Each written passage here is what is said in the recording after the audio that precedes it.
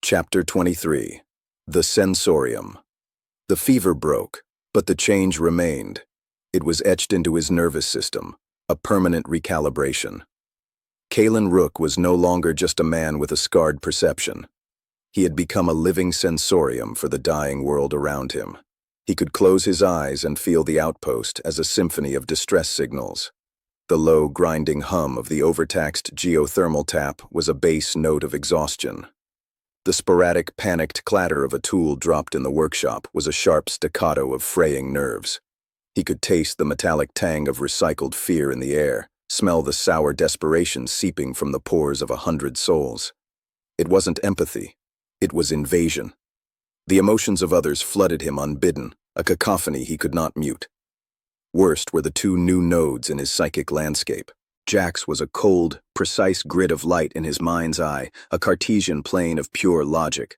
But now, intersecting that grid, were jagged, glowing fractures, the Y anomalies. They pulsed with a painful, intellectual yearning, like a computer repeatedly hitting a divide-by-zero error.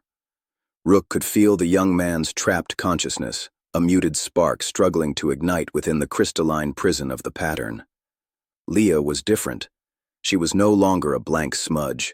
She was a resonator, a thin, clear frequency that vibrated in harmony with the hidden sphere's hum, but now with overtones, dissonant, emotional harmonics, grief, loneliness, a flicker of something that might have been curiosity.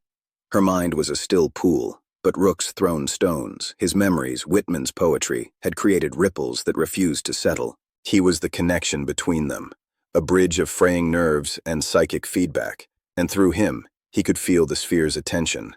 It was no longer a distant, curious pressure. It was a lens focusing. He was its primary instrument of study, and it was fine-tuning him, even as it studied the data he collected. Dr. Anya monitored him with a mix of scientific fascination and profound unease. Her scans showed a brain adapting at a terrifying rate.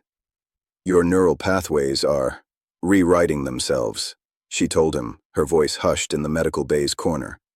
The anterior insula, the anterior cingulate cortex, regions associated with interoception and empathy, are hyperactive, but they're cross-wiring with areas for pattern recognition, mathematical processing. It's as if your brain is trying to build a user interface for the incomprehensible. "Can you stop it?" Rook asked, his voice sounding hollow even to himself.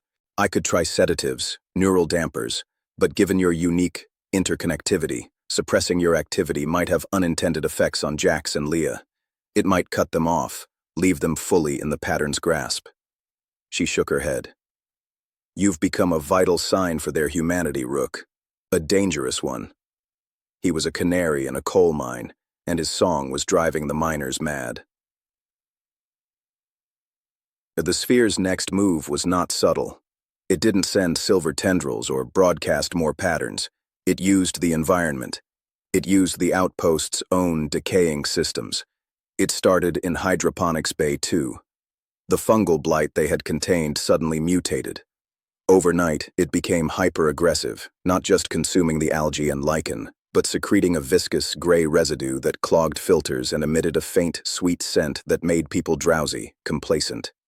It was a biological simplification, an attack on their food and their will. Risha and her team fought it with blowtorches and the last of their chemicals, but the blight regrew with unnerving speed, following nutrient lines in the growth medium with a purpose that felt intelligent.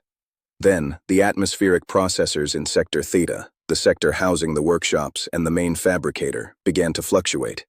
Not a failure, but a precise, rhythmic modulation. The oxygen-nitrogen ratio would shift minutely for 10-minute intervals, inducing headaches, irritability, and impaired judgment. It was a stress test. The sphere was applying controlled pressure to see how the colony organism reacted. It was Hayes who correlated the data, his face grim.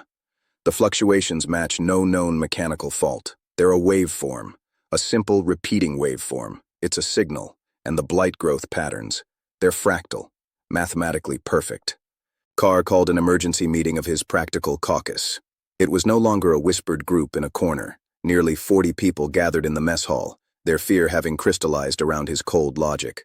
Rook, leaning against a doorway, could feel their collective emotion like a storm front. a sharp, metallic fear edged with a desperate hunger for clear action.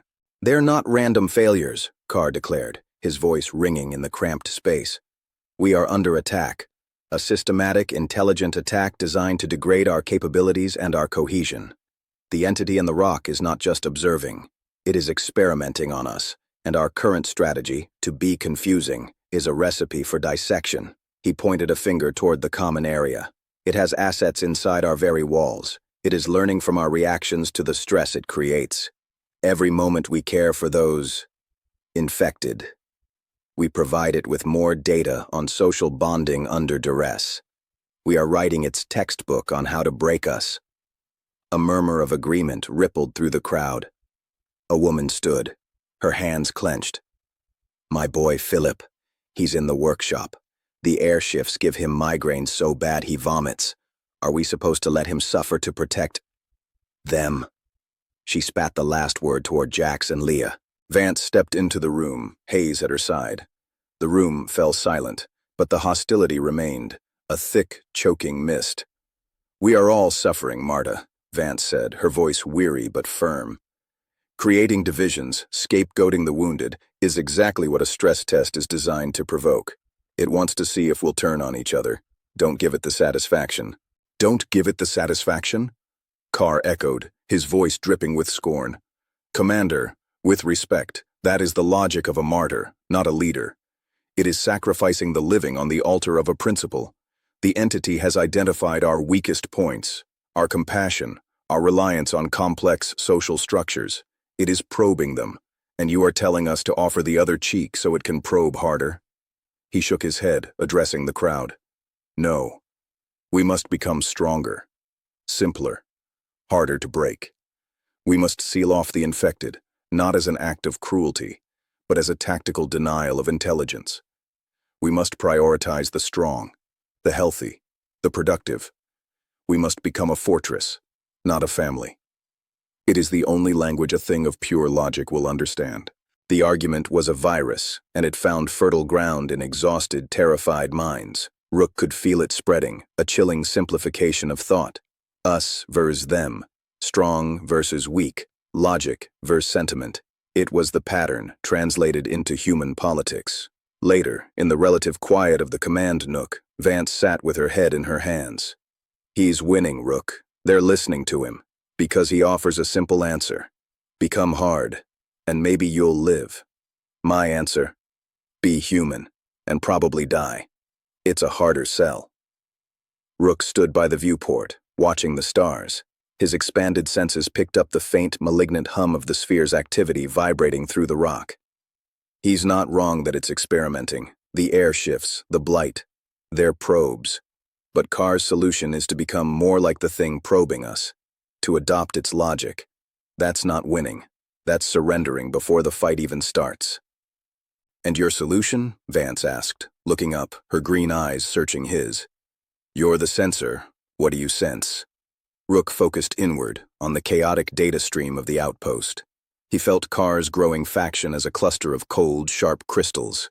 He felt the general population as a soupy fog of anxiety. He felt Jax's grid, Leah's resonance, and underneath it all, the sphere's vast, patient attention. "It's building a model," Rook said slowly, piecing it together. "A predictive model of human group behavior under existential stress. The blight tests our resource management. The air shifts test our physiological and psychological resilience. Jax and Leah, they're control subjects, isolated minds under its direct influence. And we, the rest of us, we're the experimental group. It's watching to see which stimuli cause the group to fragment, to simplify, to turn violent or passive." He turned to her. "Karr's faction isn't just a political problem. They're a data point, a successful outcome for the experiment. The entity is learning that applying pressure to resources and comfort reliably produces a subpopulation that advocates for internal simplification. It's proving its own hypothesis." The horror of it settled over them. They weren't just fighting for survival. They were lab rats in a cosmic experiment, and their own fear was providing the most valuable results. "We have to corrupt the data," Rook said, a spark of the old, tactical fire cutting through his sensory overload. "We have to give it an outcome it can't model. We have to make Karr's logic fail." "How?" by making the weak invaluable, by making the infected essential, not through sentiment, through function. An idea, born of his mingled human intuition and pattern-sensing perception, began to form. It was audacious, it was dangerous. It played right into the sphere's experimentation, but it was the only move he could see on the board. The sphere uses patterns, logic, systems. Jax's mind is now a perfect logic engine. Leah is attuned to its frequency, and I am the interface. Vance stared at him. What are you suggesting? I'm suggesting we don't hide from the experiment. We hijack it. We use the tools it gave us to look back. We use Jax to model it. We use Leah to listen to its intentions. And we use me to make it feel something it has no model for. What? Betrayal, Rook whispered, the word chilling the air. Not by an enemy, by its own data. We feed its sensors a story, a pattern so compelling it invests in an outcome. And then we show it that the story was a lie, the pattern was a trap. We make it doubt its own logic. We introduce a recursive error not into its equation, but into its purpose. It was a plan built on madness, on using their own fragile, infected minds as weapons. It risked everything. But as the rhythmic, headache-inducing pulse from the air processors throbbed through the outpost, and as the whispers of Karr's practical solution grew louder in the corridors, Rook knew doing nothing risked more. They had to stop being the experiment. They had to become the scientists, and their first subject would be God.